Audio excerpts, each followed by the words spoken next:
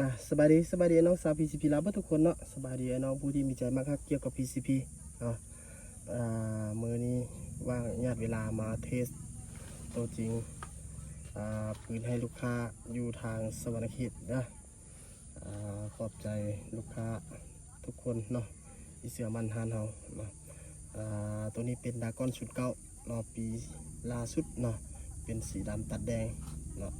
องค์ประกอบก็ตามนี้เลยเนาะบอดี้อย่างต่างๆออปชั่นหลายคนก็น่าจะรู้เกี่ยวกับดากอนศูนย์เก้าแล้วแหละเพราะว่าแต่ละคลิปที่เรารีวิวตัวดากอนศูนย์เก้าก็เราก็อธิบายละเอียดแล้วเนาะแต่ว่าตัวนี้เป็นดากอนศูนย์เก้าของไอเพื่อนอยู่สวรรณเขตเนาะเพื่อนสร้างมาก็คือเป็นลำ45 เซนเด้อลำตัวนี้เป็นลำเข้าไม้ของห้าเนาเด้อลำตัวนี้เป็นลำเป็ดเกียวเนาะวาเธอร์ดากอนเนาะตรงรุ่นของดากอนศูนย์เก้าเลยเนาะตัวนี้เพิ่งสร้างเป็นกล้องBSA เนาะแล้วก็เป็นถังคาร์บอนวาล์วกับเป็นวาล์วซิกิตเนาะตัวนี้เนาะเราอัปเกรดให้พร้อมเนาะบอกว่าสิเป็นระบบสปริงระบบแกนวาล์วหน้าวาล์วอีกต่างๆเนาะแม่นเราได้เฮ็ดให้เบิดแล้วเนาะ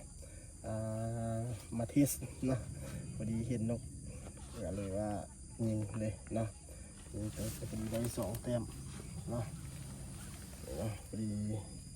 ได้ผลงานเปิดหมานให้อายไปเลยเนาะเครื่องเนาะทุกอย่างเราจะให้ประกันให้6 เดือนเนาะมีตะลำให้ประกันให้1 ปีเต็มเนาะเครื่องอะไรทุกอย่างแม่นเรารับขายแยกเด้อส่วนราคาก็มาทักมาเลยเนาะทักมาเดี๋ยวเราจะแจ้งราคาแจ้งรายละเอียดผ่านทางเบอร์ WhatsApp เนาะตามนี้เลยองค์ประกอบก็ได้เก็บเสียงเป็นเก็บเสียงเก็บเต็กเนาะตัวนี้เป็นดำตัดแดงเด้อตัวนี้เด้อตัวนี้เป็นดำตัดแดงถังเป็นถังคาร์บอนส่วนรุ่นอื่นๆที่ลูกค้าต้องการก็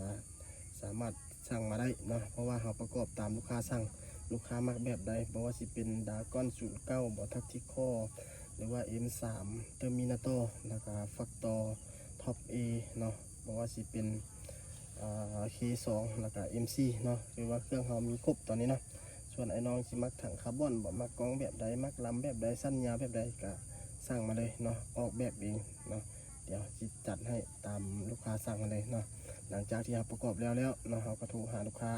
วิดีโอขอเบิ้งเครื่องว่าเครื่องนี้ตรงสเปคหรือบ่ตรงสเปคแล้วโอเคเนาะแล้วเราก็เอามาเทสให้แบบนี้เนาะลูกค้าโอเคแล้วเราก็มาเทสเนาะหลังจากเทสแล้วเราก็มาแพ็คกล้องใส่กันกระแทกเอียงแล้วก็แพ็คเครื่องส่งให้ลูกค้าแล้วก็ลูกค้าก็มีแต่ท่ารับเครื่องอย่างเดียวรับโทรศัพท์แล้วก็ไปรับเครื่องเนาะส่วนขนส่งแบบใดฮั่นแม่นเราจะบ่แจ้งเด้อเพราะว่ามันเป็นความลับของห้างเราเนาะส่งทางแบบใดส่งแบบใดแม่นเราจะบ่แจ้งเนาะลูกค้าสนใจหรือว่าอะไรก็ให้แจ้งมาทางรายละเอียดเลยเนาะเดี๋ยวเราจะแจ้งให้ผ่านบอสเป็นเบอร์โทรแล้วก็ WhatsApp สะดวกที่แม่นทักมาทางเบอร์ WhatsApp เด้อทักมาทางเบอร์ WhatsApp แล้วก็ขอโทษขออภัยไอ้น้องผู้ที่คอมเมนต์อยู่ทางกองคอมเมนต์ YouTube ของเราแล้วเราบ่ได้ตอบคอมเมนต์นะเพราะว่าเราบ่ได้ค่าขายทางนั้นเลยเนาะเราบ่ตอบลูกค้าทางนั้นแล้วมีแต่